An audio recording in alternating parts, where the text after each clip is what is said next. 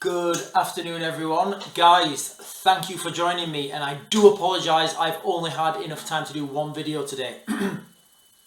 Basically, I have been working my fingers to the absolute bone trying to figure out this, this bunker in the garden.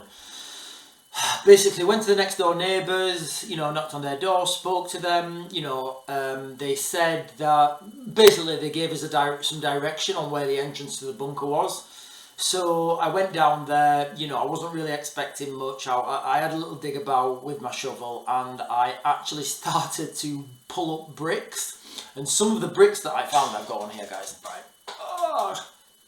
Some of the bricks we found, really old bricks. Now, there's the name of the bricks, it says Midland Iron Company, Rotherham. So we had a look online about the Midland... I think it's going to fall.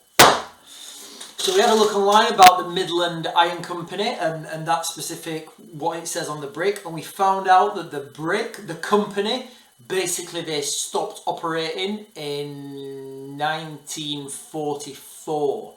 So the time fits right to when those bricks were built. We also found out that that particular factory supplied the bricks for the building of bunkers. So we've not found the bunker yet. We found a little piece of the puzzle, and it's really painstaking, and it's just taking absolutely forever. I think in my innocence I thought I'd just go out there with a shovel and I'd be like, oh yeah, here it is. But anyway guys, so that's it. So today, oh guys, yeah, almost forgot. Cost of living. Honestly, I can't believe how much things are going up in price in the UK. There's, and again, I don't know if I can mention stores by their names, but anyway, I usually get a tin for my basement of, it's like chicken in white sauce or something. I swear that the last time I bought this, it was like less than £1. It's now £2. Now I know that sounds, for some people that might sound a lot, but that's literally, that price has doubled. So that means all the costs behind that have gone up absolutely ridiculously. Guys, if you've not done so already, make sure you've got yourself stocked up and you've taken your own food security and water security, taking it seriously, and taken ownership of that yourself. So guys, I've been waffling for quite a little bit on the introduction. What are we going to talk about today? Guys, so much we've got to talk about. Cyber attacks, Russia targets the Olympics, Russia ready to strike French troops ready to enter Ukraine. We've got Zelensky calling out Trump. We've got Iranian generals killed in suspected Israeli airstrikes. We've got the shipping crisis in the Red Sea. And I'm going to throw in a little bit of biblical prophecy at the end for you guys who stay with it to the end. Okay guys, so let's just get in with it then. So cyber attack, like I think yesterday or something in the UK. Basically it's targeted a hospital. A couple of days ago I did a video saying my top 10, I probably shouldn't have called it the top 10 because you shouldn't, but my top 10 civilian targets for these attacks. Basically number 5 and 6 I said,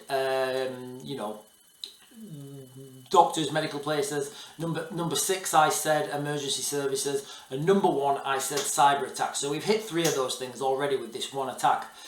So as we understand it, this is there's been a cyber attack on a hospital. It's been files, and I'll put the links to all of these things in the description, guys, so you can check up what I'm saying, look where the sources come from. Basically, it's files relating to blood transfusions that have been locked, as we understand it. This is from ransomware. Now, ransomware usually originates from North Korea. Not always. The reality is we don't know where it's come from, and that's kind of the reality of a cyber attack. But what I do think is interesting is it was only a couple of days ago that we saw the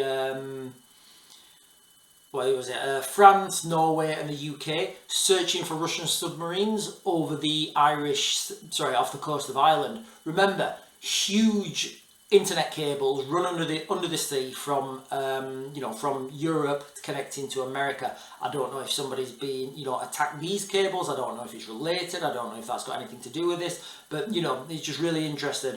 Excuse me. So, but the reality is procedures have now had to be cancelled because they can't open these files. What they're asking for is money, and then basically the NHS are supposed to pay these guys and they'll unlock the files and then they can do whatever they want with them. It's a way that these guys can get money. That's why I'm thinking it's North Korea, because usually, you know, these things that are asking for money come from North Korea. But again, guys, it could be these criminal gangs that we're seeing operate more and more. Who knows? It's just really strange times to be living in. So Russia now have... In fact, guys, remember a couple of days ago as well, and I don't mean to keep referring to my previous videos, but I did a video highlighting the risks at the Olympics, and I said, listen, you know, the Olympics at the moment are a really, really high risk event. I think the amount of weapons that are in Europe at the moment, I think the amount of criminal gangs that are operating in Europe, and I think as we'll come on to later in this video, the trouble brewing between Russia and France. And let's not be under any illusion, France is just at the front at this point in time. You know, it's the whole of NATO that are behind France, but just at the moment it's France that's taking this next step. But, you know, France is in the crosshairs at the moment, and Russia's been highlighted as a potential antagonist to the Olympics that are going to be held in France. At the moment, news articles are saying this is Russia is spreading disinformation. You know, the reality is, again, it's kind of like cyber attacks. We never really know who's spreading these things. But I still think the real threat from the Olympics in France is going to be of physical attack. You know, there's the Munich incident. There's lots of incidents where criminal gangs can just go wild. Not camps. What do you call them? Basically, where the athletes are staying after and before the event. So I don't know, Team GB, the French team, whoever, where they're staying, they won't be particularly secured. They'll have kind of slack security, so they'll be easy targets. And again, you know, so many soft targets around these locations. It's very easy to infiltrate. Excuse me. So in the same article that I'll put in the description, there's, it talks about Norway, I think. Was it Norway? Yes. Norway have come out now and said that in 3 years, Russia will be able to attack NATO in a conventional sense because they'll have built up their weapons to a sufficient number. Remember the YouGov poll I keep talking about that was back in February that said, you know, we need to be prepared for war within... most Britons think there'll be war within 5 to 10 years. That was in February. They're now talking about 3 years. Guys, I don't think we're going to get to September without people on the news saying, yeah, guys, we can't hide it anymore. This is, you know, we're actually in this world war. Because I don't see any way that any of these teams are going to back down. To me, it just seems highly unlikely that any of these, it's basically Brits and NATO, any of these guys, nobody's going to back down. So you've got, also you've got the Kremlin coming out now, saying that they're going to target the French military instructors that are going to be training the Ukrainians. Excuse me, guys.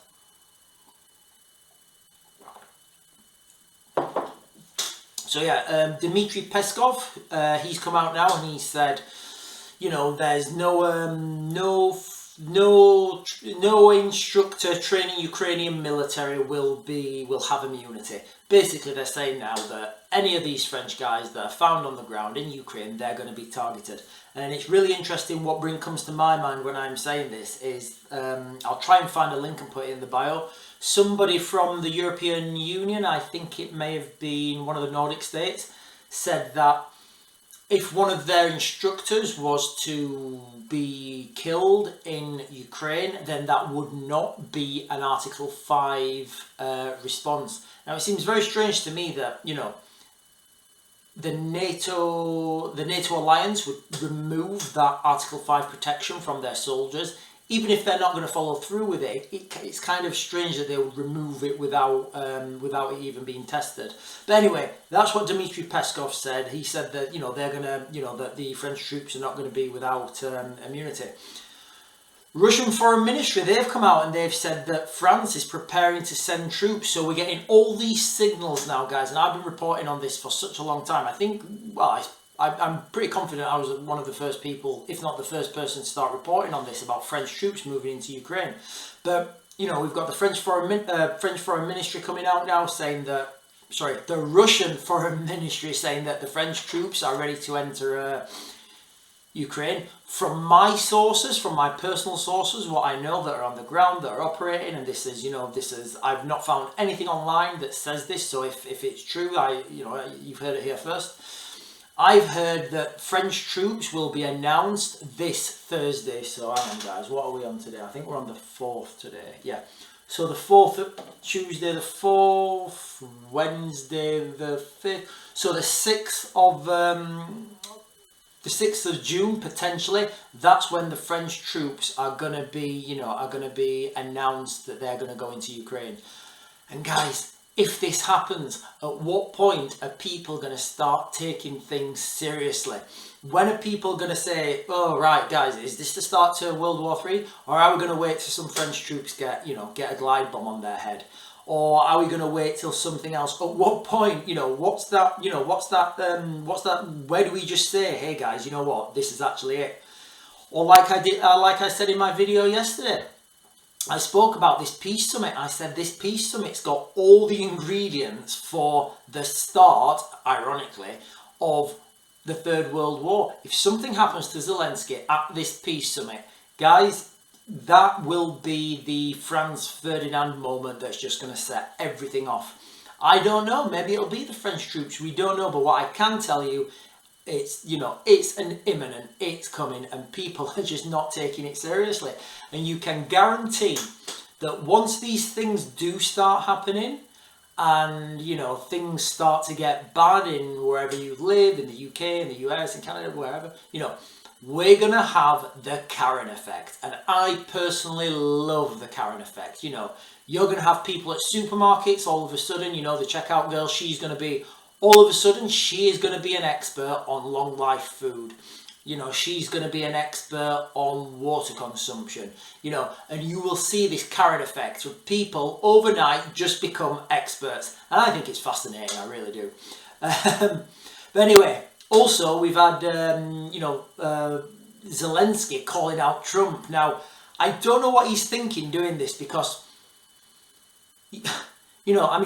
Trump doesn't, he's got an ego, you can't say he's not got an ego, but basically, Zelensky's come out and he said that if Trump negotiates a bad deal for Ukraine, it would mean Trump is a loser president. I don't know whether this was a joke and the media have taken the wrong slant on it and just taken it, not put it into context.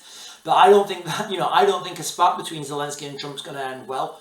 But what it does show is, remember what I keep saying about this diversions. You're going to, this diversions between the US and the US and Europe and the UK. So that basically Europe are going to have to deal with Russia in Ukraine, and then that's going to leave America then to look at potential threats from China, potential threats from Iran. And guys, Iran has not calmed down at all. No, Iran, Israel, those guys are still lobbing missiles at each other. So an Iranian general has been killed in a suspected, I had to read this twice because I thought it was the other one. An Iranian general's been killed in a suspected airstrike near Aleppo. Now, Iran, they have said that they will respond to this. Now, again, the Iranians, the last time they responded, it didn't really work for them. They sent like 300 drones over to Israel and none of them got through, or so we're told. The reality is, we don't know what really happens behind the, on these systems, but the perception is that nothing got through. I'm sure if you live in Iran, the Iranian media will be saying loads of destruction was caused, but that's not what we got over here. Excuse me. But anyway, Iran have said they will retaliate now. Does that mean they're going to retaliate by strengthening their naval operations? By empowering the Houthis more to close off the Red Sea? Does that mean that they're going to close the Strait of Hormuz?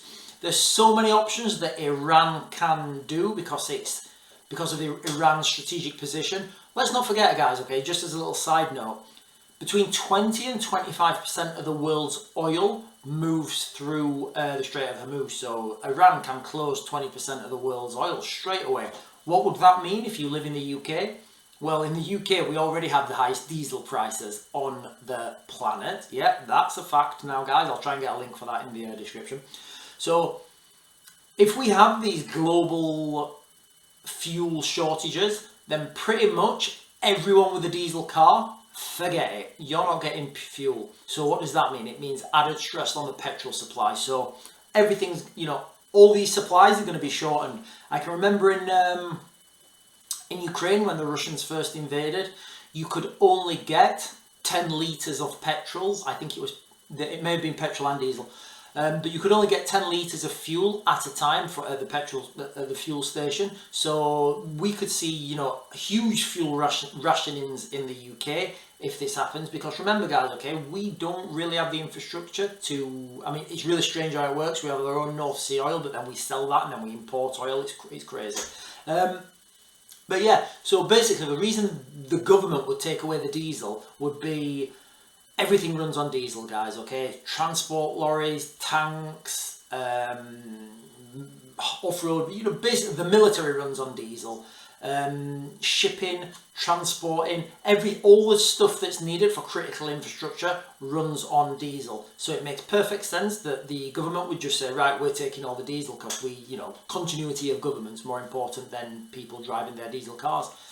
That's actually why, on another side note, I'm looking for a new car. I'm thinking about getting like a bug out car, and I'm kind of going away from diesel because I think in this next conflict, when it happens, I think all the diesel is just going to be, the diesel's just going to be pulled from us.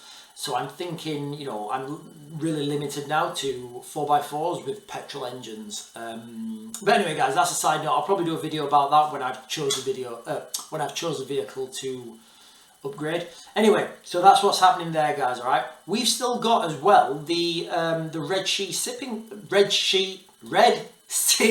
shipping crisis. We've still got the Red Sea shipping crisis. This is having huge effects all over the industry. You've got backlogs now in ports because the shipping times have changed. Not only have you got backlogs, you've got in China, where a lot of these goods come from. They can't fill their containers because the ships are not getting back in time, and this has had a huge supply and demand problem. And you can see that yourselves now if you go to your local stores, and I mean like the kind of like the discount stores that are pretty much wholesalers anyway. So if you we went to our local I'm not sure if I can say, guys, let me know, am I allowed to say supermarket names on here? But I'm going to say it anyway, whatever. We went to our local B&M, and the shelves it was really strange because all the shelves, you could tell they didn't have anything to put on the shelf. So each shelf had a big storage box, the ones you usually stack up.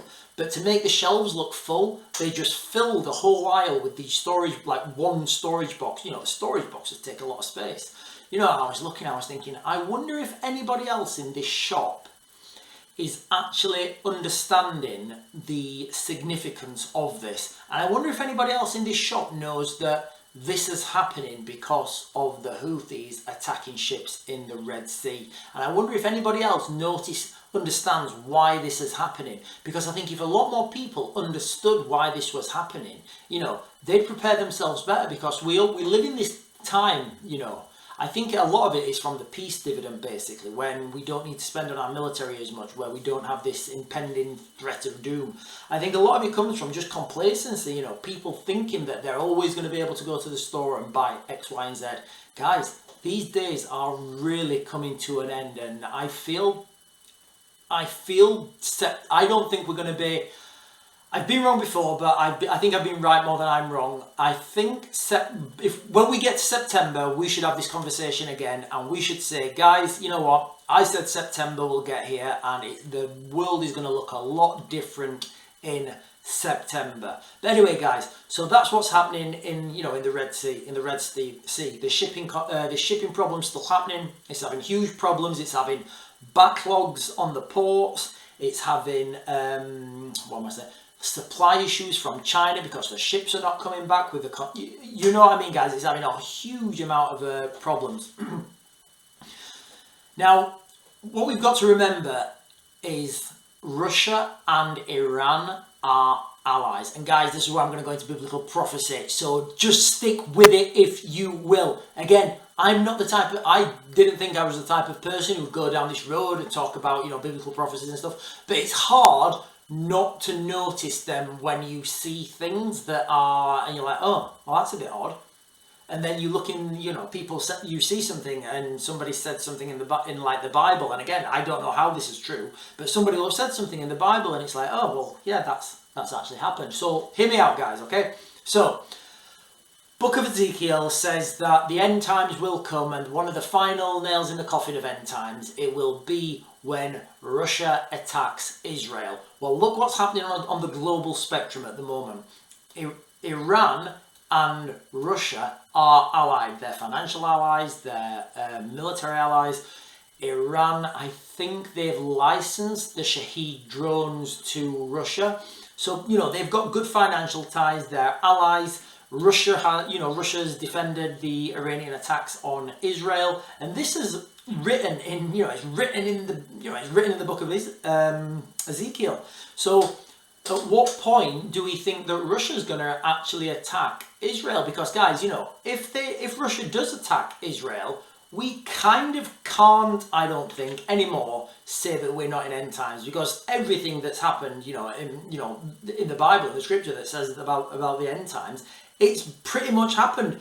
And Russia attacking Israel will kind of be the aha moment for everyone, I think. I don't think there's any denying it then. But guys, I've waffled on for quite long enough. I understand I've got a lot more digging to do. Upstairs has been absolutely trashed because I've been outside digging all day. But guys, let me know what you think in the comments. And if you can, give me a like and a follow and a subscribe. Share my posts wherever you can, and I'll see you guys tomorrow for more news updates, because there's no doubt more crazy stuff will be happening. And remember the date to look for, guys. This Thursday the 6th, will the French troops be announced as as going to Ukraine? Who knows, guys, alright? Your guess is as good as mine at this point, but you heard it here first, and I'll see you guys tomorrow.